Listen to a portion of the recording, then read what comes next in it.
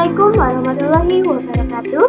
Halo teman-teman, kembali lagi pada mata kuliah Kebijakan dan Inovasi Pendidikan dengan dosen pengampu Ibu Dr. Titu Sunengsi SPD MPD. Kali ini kita akan membahas tentang kebijakan dan inovasi kurikulum. Baik, sebelumnya izinkan saya untuk memperkenalkan diri dan memperkenalkan anggota kelompok. Saya Hana Nur Aziza dengan NIM 2301174, ditemani oleh rekan saya Dewi Intansari dengan NIM 2301719 dan Siti Nur Latifah dengan NIM 2305856. Adapun pembahasan pada kali ini, yang pertama adalah kebijakan dan inovasi kurikulum berbasis kompetensi, kemudian kebijakan dan inovasi kurikulum berbasis masyarakat, kemudian kebijakan dan inovasi kurikulum berbasis keterpaduan, kebijakan dan inovasi kurikulum 2013, dan yang terakhir kebijakan dan inovasi kurikulum merdeka. Pengertian kurikulum berbasis kompetensi yaitu ada 3. Yang pertama, kurikulum menekankan pada pencapaian kompetensi peserta didik.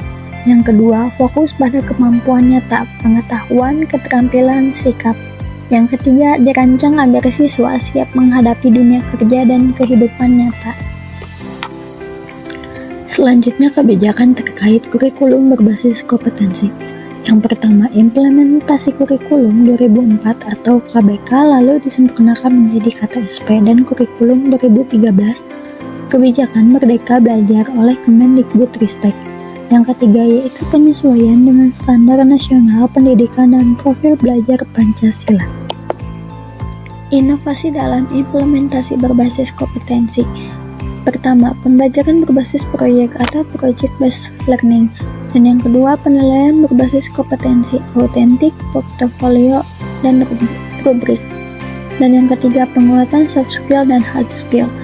Yang keempat, kurikulum merdeka, fleksibel, sesuai minat dan bakatnya siswa.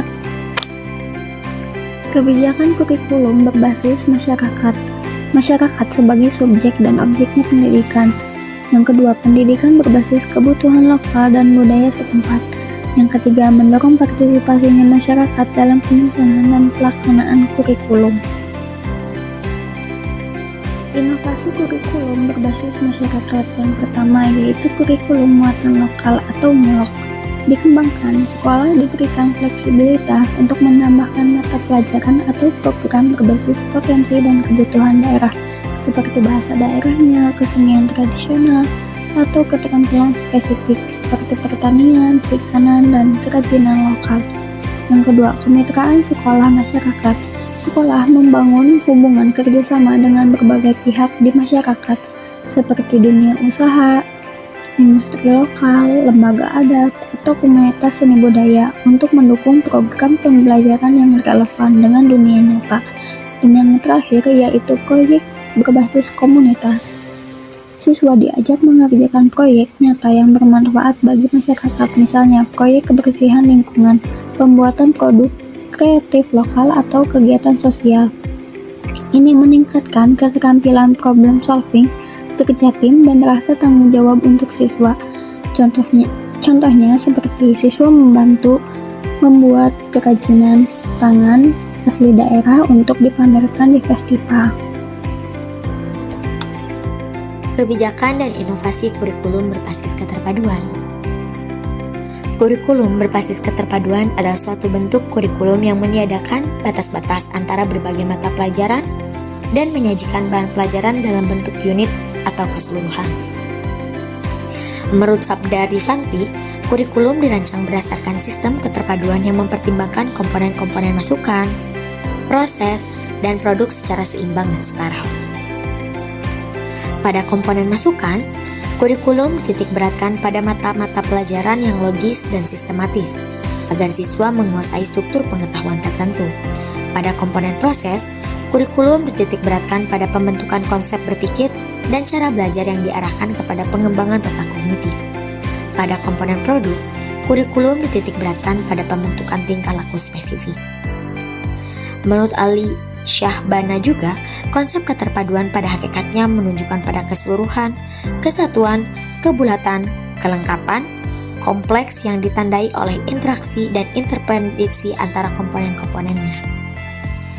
Komponen-komponen kurikulum berbasis keterpaduan. Kurikulum berbasis keterpaduan meliputi berbagai komponen yang saling berkaitan, yaitu ada 3. 1. Subsistem masukan, 2. Subsistem proses, 3. Subsistem produk, di mana subsistem masukan ini adalah siswa, lalu untuk subsistem proses itu adalah metode, di mana komponen metode terdiri dari program pembelajaran, metode penyajian, bahan dan media pendidikan. Lalu ada materi. Komponen materi terdiri dari fasilitas, sarana prasarana, perlengkapan, dan biaya. Komponen ini disediakan dalam jumlah dan kualitas yang memadai dan berfungsi sebagai unsur penunjang proses pendidikan. Lalu ada subsistem produk, yaitu lulusan yang dikaitkan komponen evaluasi dan umpan balik. Komponen evaluasi untuk menilai keberhasilan proses kurikulum dan ketercapaian tujuan kurikulum. Lalu, hasil evaluasi memberikan informasi untuk membuat keputusan tentang tingkat produktivitas kurikulum. Komponen balikan berguna untuk memberikan informasi dalam rangka umpan balik demi perbaikan sistem kurikulum. Karakteristik kurikulum berbasis keterpaduan. 1. Berdasarkan filsafat pendidikan demokrasi Pancasila. 2. Berdasarkan psikologi belajar, Gestalt, dan field theory. 3. Berdasarkan landasan sosiologis dan sosiokultural. 4. Berdasarkan kebutuhan, minat, dan tingkat perkembangan pertumbuhan peserta didik. 5. Ditunjang oleh semua mata pelajaran atau bidang studi yang ada. 6. Sistem penyampaiannya dengan menggunakan sistem pengajaran unit, yakni unit pengalaman dan unit mata pelajaran. 7. Peran guru sama aktifnya dengan peran peserta didik, bahkan siswa lebih menonjol dan guru cenderung berperan sebagai pembimbing. Keunggulan atau manfaat kurikulum terpadu. 1. Segala yang dipelajari berhubungan erat. 2. Memungkinkan hubungan yang erat kaitannya antara sekolah dengan masyarakat. 3. Sesuai dengan paham demokrasi, mudah disesuaikan dengan minat kesanggupan dan kematangan peserta didik. Berikutnya adalah kebijakan dan inovasi kurikulum 2013. Kurikulum 2013 adalah kurikulum yang menekankan pada pendidikan karakter, terutama pada tingkat dasar yang akan menjadi fondasi pada tingkat berikutnya. Kurikulum 2013 merupakan sebuah kurikulum yang mengutamakan pemahaman, skill, dan pendidikan berkarakter. Siswa dituntut untuk paham atas materi, aktif dalam berdiskusi dan presentasi, serta memiliki sopan santun disiplin yang tinggi. Berikutnya ada karakteristik kurikulum 2013. Yang pertama, mengembangkan sikap spiritual dan sosial, rasa ingin tahu, kreativitas, kerjasama dengan kemampuan intelektual dan psikomotorik. 2. Sekolah memberikan pengalaman belajar yang terencana. 3. Mengembangkan sikap pengetahuan dan keterampilan, serta mengimplementasikannya pada situasi yang berbeda. 4. Kompetensi dinyatakan dalam bentuk kompetensi inti. Baik, sama seperti kurikulum-kurikulum sebelumnya, kurikulum 2013 pun memiliki kelebihan dan kekurangan. Kelebihan kurikulum 2013: 1. Menggunakan pendekatan yang bersifat kontekstual. 2. Lebih menekankan pada pendidikan karakter. 3. Lebih responsif terhadap fenomena sosial yang ada.